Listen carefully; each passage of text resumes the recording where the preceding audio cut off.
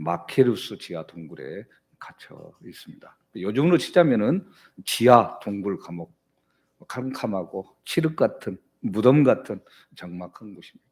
쥐들이 돌아다니고 바퀴벌레가 득실거리고 아무 빛도 없고 들리는 소리는 바깥에 지키는 제 간수들의 소리만 들려올 뿐입니다. 거기에 더하여 쇠사슬에 묶여 있습니다. 양 다리가 쇠사슬에 묶여 행동의 제약을 받고 있고 심지어는 잠잘 때에도 사슬에 묻힌 채 잠을 자야 합니다. 유대인 역사가 요세푸스에 의하면은 세례 요한은 헤롯 안디바에 의해서 사해 동쪽에 위치한 마케루스 성내에 있는 동굴에 갇혀 있었다, 그렇게 이야기합니다.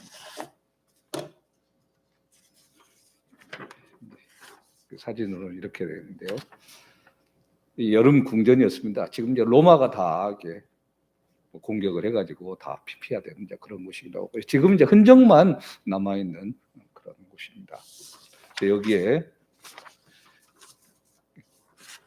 이 산 중턱 쪽 보면 구멍 같은 게 보이는데 이게 이제 동굴 지하 감옥들입니다. 그 감옥에 기본적인 것이 이렇게 돼 있어요. 안에 내부는 좀 넓은 평수돼 있어서 서로 또 방이 연결돼 있고 뭐 그렇게 돼 있기도 합니다. 세례 요한이 이곳에 2년 동안을 갇혀 있었습니다. 그동안 남는 것은 시간뿐이었고 할 수 있는 유일한 것은 생각하는 것뿐이었습니다. 그래서 얻은 예수님에 대한 결론, 요한은 고민될 수밖에 없었습니다. 그리고 예수님에 대해서 정확하게 더 알고 싶었습니다. 세례 요한은 자신의 죽음을 눈앞에 두고 자신이 요단강에서 만나서 세례를 주고 그의 신방끈을 물기도 감당하기 힘들다, 그렇게 이야기했던 이 나사렛 출신 예수가 정말 온 이스라엘이 그렇게 기다려왔던 그 메시아인가? 아니면 내가 그를 잘못 생각하고 잘못 보지는 않았는가? 정확하게 확인하고 싶었습니다. 그래서 세례 요한은 자신의 제자들을 예수님께 보내서 정확하게 예수님 앞에 물어봅니다. 그게 오늘 3절 말씀입니다. 예수께 여짜오되 오실 그이가 당신이 오니까 우리가 다른 일을 기다리오리까? 오늘 대강절 넷째 줄입니다. 초가 4개가 다 밝혀졌습니다. 예수님의 탄생을 맞이해서 이번 주 토요일이면 정말 축하하는 성탄절입니다. 비록 뭐 코로나19 이 상황이 강화되어졌지만 방역 단계가, 그래도 토요일 25일 날은 성탄 감사 예배로 우리가 함께합니다. 그래서 정말 성탄의 이 기쁨을 가슴 가득 안고 살아가는 우리들에게 오늘 말씀은 그래서 많은 의미를 줍니다. 홀로 외롭게 감옥에서 고민하고 있던 이 세례 요한의 고뇌에 찬 이 질문에서부터 오늘 말씀이 시작되기 때문에 우리 또한 이 시대를 살아가는 이 상황 가운데서 복잡한 이때 어떤 것을 고민하고 무엇을 질문하고 어떤 대답을 받아야 할 것인가를 알 수 있기 때문입니다. 우리 또한 똑같이 2년 동안 성탄절에 제대로 예배하지도 못하고 모든 교우들이 함께 모여서 감사하지도 못하는 그런 상황을 겪고 있기 때문입니다. 뭐 작년에는 백신을 맞지 못해서 송구영신 예배도 모든 교우들이 참여하지 못하고 신년 예배로 온라인으로 또 함께 했고요. 작년보다는 그래도 올해는 많은 사람들이 거의 대부분이 백신을 접종을 해서 그보다는 더 나은 상황인 것 같아요. 제가 이렇게 파악을 해보니까 안 맞은 분들이 거의 없어요. 맞아도 1차만 맞았던 분도 있고 이제 그러긴 한데 지금 현재 상황으로 봤을 때는 다음 주일날 예배 때는 그냥 30%로 계산해서 안 맞은 분들도 2부에 참석해도 지장이 없이 그렇게 예배는 드릴 수 있을 것 같습니다. 어쨌거나 그래도 지금 상황이라 송구영신 예배라든가 성탄 예배는 백신 접종자를 위주로 예배를 하겠고요. 불편한 이 상황 가운데서 이 세례 요한의 질문, 이 질문에 대한 예수님의 대답, 이것을 살펴보면서 2021년의 마지막 때를 보내는 우리의 믿음을 다시 한번 점검해보는 그런 시간이 되었으면 합니다. 그래서 세례 요한의 질문입니다. 수많은 선지자들이 오신다 말했던 그분이 당신입니까? 아니면 또 다른 사람을 기다려야 합니까? 세례 요한이 던진 이 질문, 우리에게 정말 중요한 질문입니다. 이 질문은 세례 요한의 마음속에 처음 가졌던 확신으로부터 점점 의심이 솟아났다는 것을 의미하는 내용입니다. 더구나 감옥에 갇혀 있는 이 상황 가운데서 자신의 목숨이 곧 끝날 판이니 고민될 수밖에 없습니다. 세례 요한이 처음 예수님을 요단강에서 보고 세례를 줬을 때 하나님께서 확인시켜 주셨죠. 성령이 비둘기처럼 위에 임하는 것을 함께합니다. 그 믿음으로 세례를 베풀었죠. 확실하게 고백을 한 겁니다. 메시아라고. 근데 이로부터 상당히 시간이 지금 지났습니다. 감옥 안에 있는 요한한테는 점점 이해하기 어려운 예수님의 모습이 눈에 띕니다. 믿음이 흔들릴 수밖에 없습니다. 근데 뭐가 잘 이해가 되지 않았을까요? 세례 요한 감옥에서 예수님에 대한 소식을 자세히 들었습니다. 2절 말씀 보시기 바랍니다. 요한이 옥에서 그리스도께서 하신 일을 듣고 제자들을 보내요. 자, 그리스도께서 하신 일, 이걸 원문으로 보면은 그리스도의 그 일들 뭐 이렇게 돼 있어요. 세례 요한이 감옥에서 들었던 것은 예수님의 한 부분 단편적인 내용만 들은 게 아니라 예수님께서 행하셨던 전체적인 사역들을 다 들었다는 얘기입니다. 예수님이 전해드는 그 그리스도의 일이 뭔 일들이겠습니까? 지금 마태복음 이 상황 앞전에 되어진 일들이죠.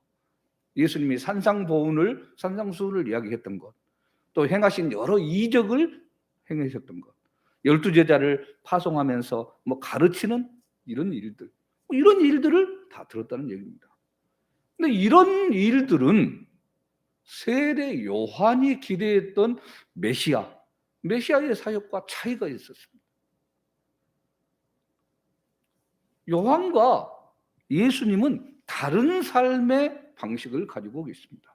여러 가지 상황으로 바라볼 때 세례 요한이 예수님을 오해하는 것 정말 당연한 것이다, 이렇게도 볼 수 있겠습니다. 세례 요한의 삶, 정말 엄격한 삶을 살았죠. 세상과 분리된 삶을 지냈고 광야에서 살았습니다. 검소하게 낙타털로 그냥 가지고 단벌로 버텼고 음식은 메뚜기, 석청, 이것이었습니다. 그래서 많은 신학자들 여러 가지 정황을 봤을 때 에세네파의 세례 요한이 속했을 것이다, 이렇게 얘기합니다. 이들은 금식하고 절제하고 말씀을 번역하고 그렇게 지냈던 사람입니다. 여기에 비해서 예수님 느슨한 삶을 살았습니다. 갈릴리에서 사역을 시작하셔서 가버나움, 도시를 중심으로 생활을 했죠. 광야의 삶이 아닙니다. 가는 곳마다 사람들이 몰려들었고 같이 식사를 합니다. 그래서 별명이 뭐라겠습니까? 먹기를 탐하는 자다. 우리식의 표현으로 말하면 파티를 좋아하는 사람, 이겁니다. 자, 이런 예수님의 모습, 예수님의 이야기를 듣고 세례 요한이 고민하는 건 당연한 겁니다. 세례 요한이 말하는 오실 그이가 당신입니까? 여기서 이 오실 그이, 메시아입니다. 구약에 말하는 시편, 다니엘서, 말라기, 신약에 마태복음, 사도행전, 히브리서, 요한계시록에도 바로 이 단어가 등장을 하는데요. 이게 당신이 강조되고 있습니다. 여기 뉘앙스를 그대로 번역을 해보면 혹시 정말 당신이 오신다고 했던 그분이 맞습니까? 지금 이 말이에요. 요한의 이 질문은 단순하게 호기심에서 나온 게 아닙니다. 지금 요한이 가지고 있는 메시아에 대한 기대와 다르게 움직이는 것 같은 이 예수님의 행적을 보면서 이 고개를 갸우뚱하면서 던지는 질문입니다. 다른 사람을 기다려야 됩니까? 아니면 정말 당신이 메시아가 아니고 다른 사람이라면 우리가 그 사람을 기다려야 될까요? 이 의혹이 담겨 있는 거예요. 그럼 왜 지금 세례 요한이 이 질문을 하고 있다고 생각하시는 겁니까? 메시아에 대한 관점 차이 때문에 지금 이 질문을 하고 있는 거죠. 요한은 메시아를 심판자로서의 메시아를 기대하고 있습니다. 그 당시 사람들이 다 그랬습니다.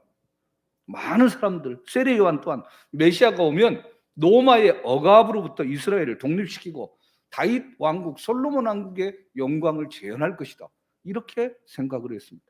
그런데 막상 예수님께서 오셨는데 그가 하시는 말씀과 행동은 이들이 기대하는 메시아감과 다릅니다. 더욱이 자신을 가둔 지금 이 폭군 헤로데한테 심판의 불이 내려지는 그런 모습이 아니라 정의를 부르짖은 자신은 감옥에 갇혀 있고 이제 곧 죽을 상황에 처해 있는 그런 모습입니다.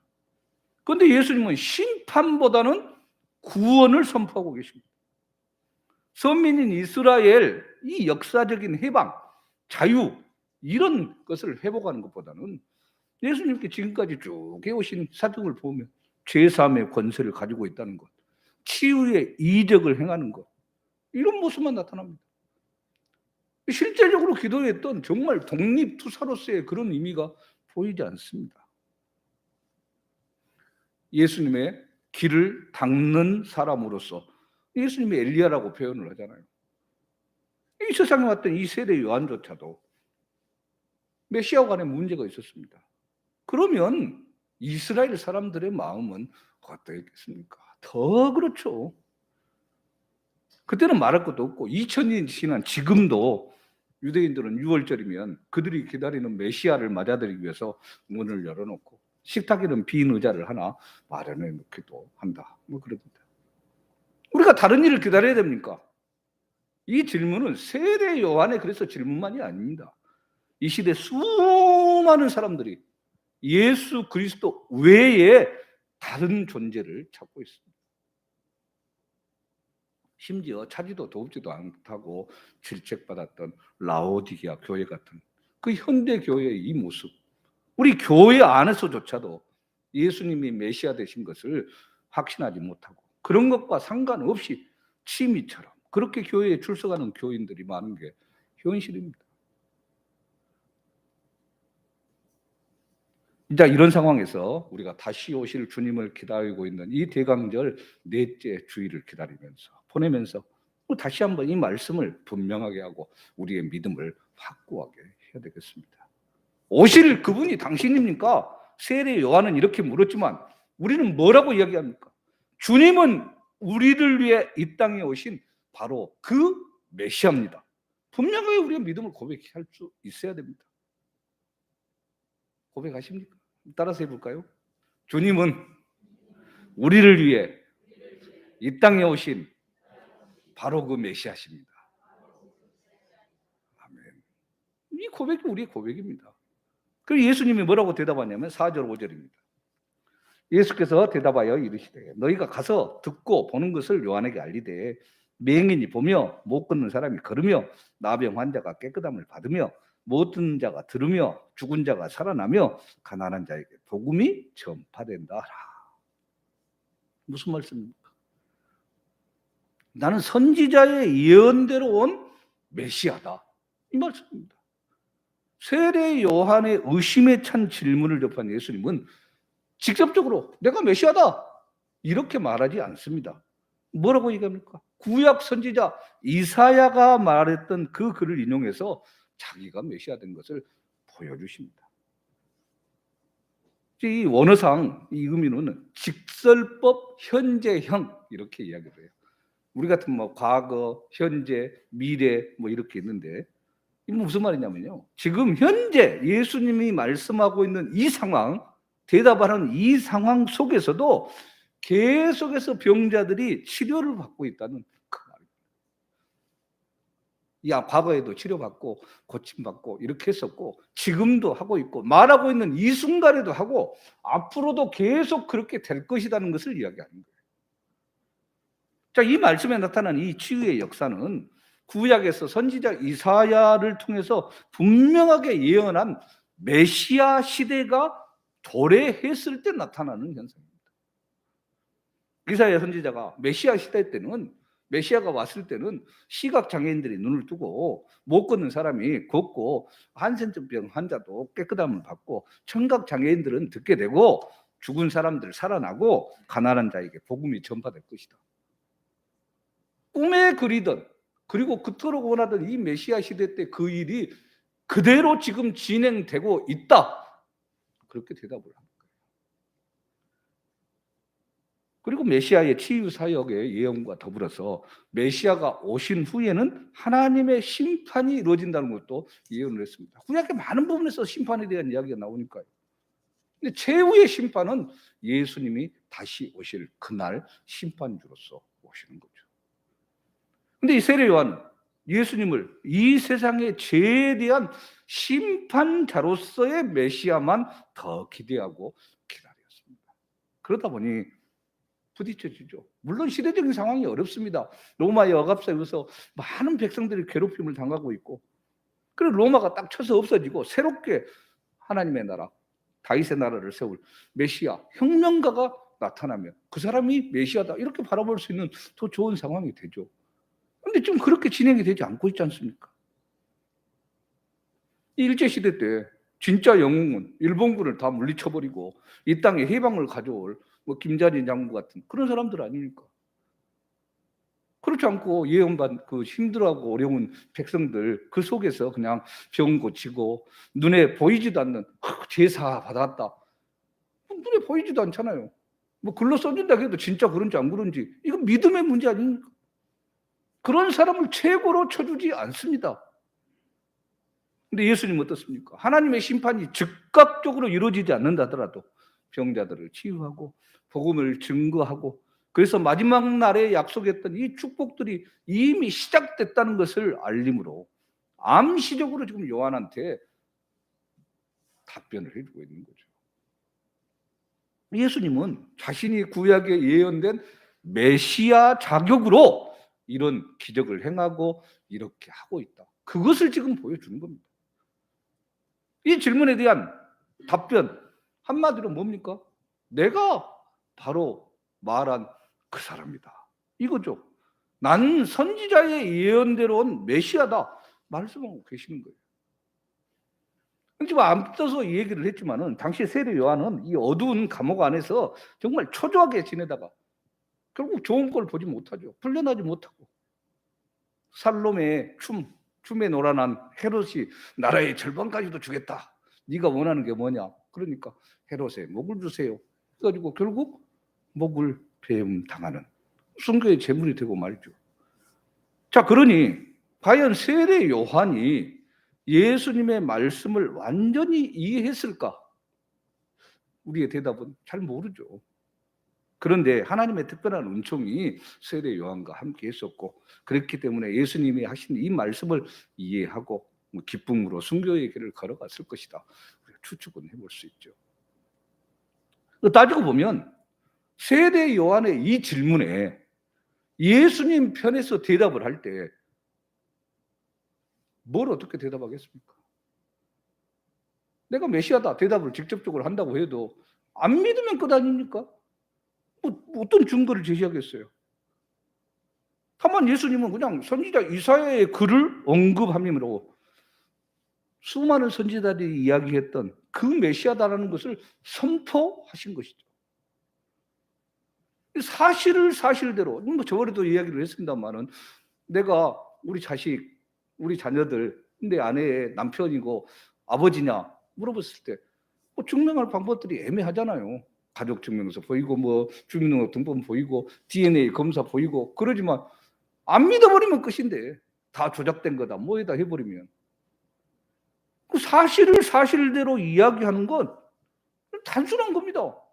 도대체 뭘 증명할 길이 막막하잖아요. 거짓말인 것은 과장하고 꾸미고 만들어냅니다. 극적인 것들로 등장을 하게 만들죠. 근데 진짜는 정말 단순합니다. 거기에 불순물이 섞여버리면 복잡해지는 거예요. 진리 단순한 겁니다. 이단 사이비들이 가지가지 방법들을 양념 뿌리고 해서 자기들 것이 화려하게 보이고 만들어주는 거죠. 가짜기 때문에 그렇습니다. 진짜는 그냥 진짜 그것 자체로 끝입니다. 빵집에서 유명한 빵들도 정말 담백한 것이 최고죠. 파리하면 뭐 떠오릅니까? 바게트. 그래서 그냥 이름도 상호도 그렇게 지은 데도 있습니다. 정말 담백한 거죠.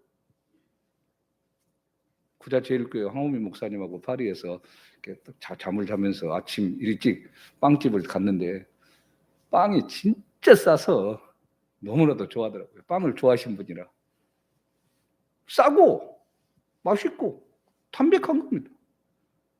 뭐 스페인 산티아고 길을 걸을 때도 아침이면 사람들도 별로 없는데 작은 동네에도 가도 이렇게 간판도 제대로 붙어지지 않는 곳에서 빵 냄새가 풍겨 나오면서 바게트 같은 걸 구우고 있어요.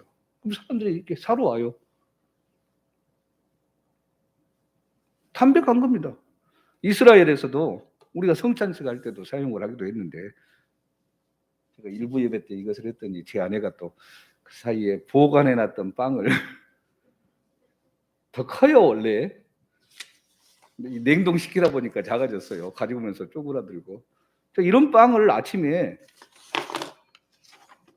이런 빵 가게에서 이제 저하고 같이 가서 빵 사는 지금 장면인데 비닐에다 이렇게 담아가지고 팔아요. 나라에서 이 빵은 가격을 올리지 않게 규정을 해놨어요. 그래서 아무리 가난한 사람들도 우리나라 돈 한 1,000원이면 몇 개 살 수 있도록, 그래서 먹고 살 수 있도록. 아무것도 안 들어있습니다. 그냥 단순해요. 이 빵이 그들의 주식이고 기본입니다. 육지에서 오신 분들은 많이 느낄 수 있을 텐데 다른 지역에 살 때는 생선을 먹을 때 주로 매운탕을 먹었어요. 고춧가루 팍팍 넣고 막 가진 양념을 해서 다 한. 근데 제주에 오니까 매운탕은 별로 없고 대부분 질이에요. 생선, 소금, 거기다 무 조금 넣거나 이렇게 해서 파 조금 넣고 이렇게. 왜 그렇습니까? 이것은 싱싱한 생선이 나오기 때문이죠. 생선 그대로의 맛을 느낄 수 있도록 다른 양념밥 배제하고 생선 자체로 맛을 내는 겁니다. 진짜 단순한 겁니다. 담백한 겁니다. 다른 미사 여구를 동원할 필요가 하나도 없습니다. 예수님 단순하게 세례 요한의 질문에 이사야가 예언한 그대로 지금 행해지고 있다. 이것을 알려주고 있는 겁니다. 자, 그렇다고 한다면 마지막으로 우리의 질문, 우리의 대답입니다. 우리 차례입니다. 자, 세례 요한이 자신이 품었던 의문을 정직하게 예수님에 대해서 물었던 것처럼 우리도 우리 자신한테 정말 정직하게 한번 물어볼 필요가 있습니다. 그리고 분명한 것은 지금 질문을 던지고 있는 이 세례 요한과 비교를 해서 우리는 훨씬 더 유리한 입장에 있는 사람들이라는 것을 알아야 됩니다. 세례 요한은 어떻습니까? 예수님의 사역을 끝까지 보지 못한 사람입니다. 죽음을 앞둔 이 현재까지도 예수님께서 하나님의 나라에 대해서 세상의 종말에 대해서 가르치는 모습을 제대로 보지 못했습니다. 감난산 중터기를 앉아가지고 예루살렘을 바라보면서 앞으로 예루살렘에 닥칠 안타까운 것을 긍휼의 눈물을 가지고 흘렀던 그런 눈물도 보지 못했고 주님께서 스스로 갈보리 십자가 그 언덕 위에 내달려서 피 흘리고 고통당해 몸부리치던 그 장면 모릅니다. 세례 요한은 아직도 그 죽으시고 부활을 하셔서 무덤을 깨뜨리고 부활하신 그 영광스러운 모습도 보지 못했습니다. 세례 요한은 어떤 상태입니까? 당시 감옥에 갇힌 채 예수님의 최근 행적에 대해서만 제자들로부터 소리를 들었을 뿐입니다. 시각장애인이 보게 되고 청각장애인들이 듣게 되고 한센병자가 깨끗함을 받고 있다. 그 사실만으로도 물론 정말 놀라운 일이긴 합니다. 근데 우리는 더 알잖아요. 예수님에 대한 모든 정보를 다 알고 있습니다. 세례 요한이 알고 있던 구약의 예언에 대해서는 물론이거니와 요한이 아직 알지 못했던 주님의 모든 구속의 사역에 대해서도 충분한 지식을 가지고 있습니다. 그리고 부활 승천하신 예수님께서 보내신 성령님께서 교회를 세우시고 또 우리와 함께 하셔서 지금 이 시대를 살고 있는 하나님의 나라가 확장되고 있는 성령의 시대, 교회의 시대에 우리가 살고 있는 것 아닙니까? 그리고 주님께서 예언하신 그 종말의 징조들이 나타나고 있는 마지막 종말의 시대 또한 살아갑니다. 자, 그렇다고 한다면 우리는 너무나도 당연하게 예수님이 메시아다 믿고 나아가야 하는 것, 당연한 것 아닙니까? 근데 문제는 이럼에도 불구하고 우리가 가진 증거, 즉 기록된 성경 말씀 이상 더 얻을 것은 별로 없습니다, 사실. 역사가 증명하고 말씀이 증명한다고 하지만은 예수님은 그때 그 사건이 우리가 지금 현재 살고 있는 이 시대에 일어난 일이 아니잖아요. 우리 눈으로 직접 본 게 아니잖아요. 우리가 뭐 체험을 한 것도 아니지 않습니까? 그러니 얼마든지 따지고 들 수 있습니다. 나 모르겠다. 결국 뭡니까? 세례 요한의 때나 지금이나 모든 것은 믿음의 문제지 증거의 문제가 아니라는 사실입니다. 증거 안 믿으면 끝 아닙니까? 믿어야 되는 거죠. 그때도 믿음이고 지금도 믿음입니다. 구약의 수많은 사람들도 믿음으로 구원을 얻었고 지금 현재 우리도 그 믿음으로 구원을 얻는 겁니다. 자, 그러니 지금 이 시간 우리 스스로 세례 요한을 따라서 우리 스스로에게 질문을 던져보고 그 질문에 대해서 스스로 정직하게 한번 대답을 해봅니다. 지금 내가 따르고 있는 이 예수가 세례 요한과 온 인류가 예상했던 그분인가? 아니면 나는 예수가 아닌 또 다른 누군가를 기다려야 하는가? 여러분의 대답은 뭡니까? 자, 비록 작년 올해는 못했지만 내년에는 그래도 성탄 축하의 행사라든가 이런 것들을 온 교우가 함께 즐겁게 할 수 있지 않을까? 희망을 걸어보죠. 소망을 가지고 또 내년을 살아갈 겁니다. 우리 나부 시골에 있으면 잘 모르지만 우리 교회에서만 반짝거리는 뭐 이런 성탄의 장식과 그런 것들을 하지만 어제 제 아들이 명동에 나가가지고 사진 찍어서 보낸 것을 보니까 화려합니다. 백화점이 그냥 피카반짝하고. 시내에서 사시다가 오신 분들은 그래도 조금 더 낫겠죠. 뭐 이마트만 가도 롯데마트만 가도 좀 이렇게 추리 만들어 놓고 막 반짝거리니까. 여기서는 전혀 교회에서마저도 아무것도 안 해놨으면 성탄절인지 뭔지 전혀 모를 상황 아닙니까? 수많은 반짝이 전구들이, 수많은 크리스마스 추리들이, 산타클로스, 백화점의 상품권, 크리스마스 선물이 예수님의 이름을 가리고 있죠. 어떤 심리학자에게 한 기자가 텔레비전에서 인터뷰를 하면서 질문을 했어요. 만일 예수가 구세주라는 이 크리스마스 이야기를 믿지 않는다면 성탄절이 무슨 의미가 있겠습니까? 그때 그 심리학자가 이렇게 대답을 했어요. 아무런 문제 없습니다. 아이들을 불러 모으고 크리스마스 전통에 대해서 이야기를 합니다. 과자를 굽고 서로에게 축하하고 선물을 교환하고 올해 못 본 친구들에게 안부를 전하고 이것만으로 충분합니다. 굳이 예수의 동정녀의 탄생이나 마국간의 구유가 없어도 되고 동방박사들, 목자들 필요 없습니다. 그래도 성탄의 절기는 즐겁고 행복하게 지낼 수 있습니다. 정말 이 사람의 말처럼 여러분도 그렇게 생각하십니까?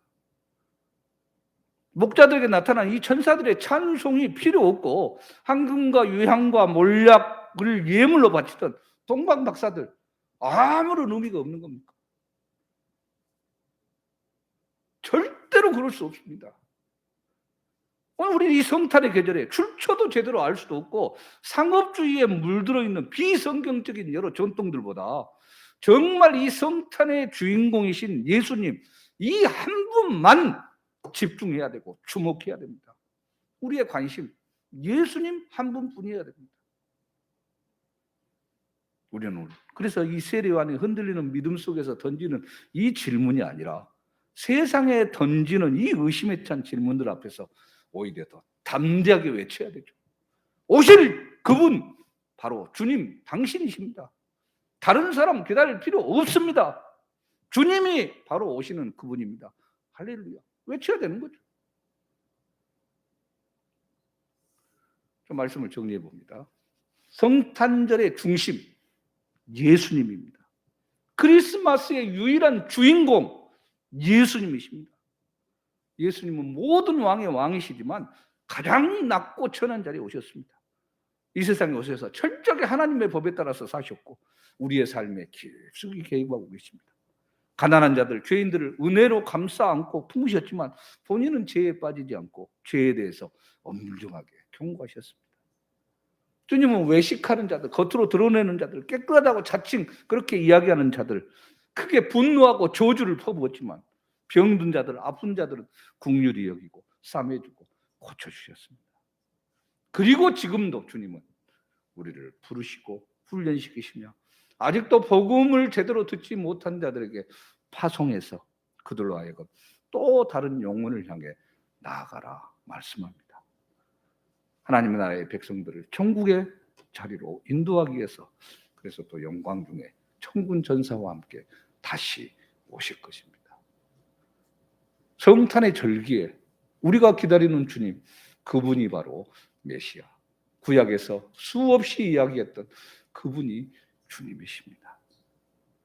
우리는 이 성탄의 계절에 이미 오신 주님으로 인해서 감사하고 또 부활 승천에서 성령으로 함께 하신 주님과 함께 발걸음을 옮겨야 되고 다시 오실 주님을 기쁨 가운데 기다리는 이 성탄의 자리에 서 있습니다.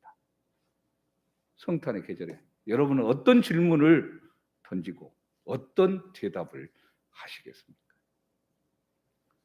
오직 주님만이 성탄절의 주인공임을 기억하며 주님만 믿고 따라가며 승리하는 복된 날들을 살아가기를 주님의 이름으로 축원합니다. 아멘. 살아계신 하나님, 하나님의 특별한 은총과 은혜 가운데 이 복된 성탄의 계절에 모든 주인공이 주님이시라는 사실을 우리가 분명하게 기억하고 세상의 여러 가지 것들에 휘둘리지 않고 넘어가지 않고 우리 또한 이 세례 요한이 품었던 그런 고민처럼 고민하지 않고 온전히 설 수 있도록 주여 함께하여 주시옵소서. 성령의 크신 권능의 역사가 날마다 우리와 함께할 것을 믿고 감사드리며 살아계신 예수 그리스도 이름으로 기도합니다. 아멘. 다 지나서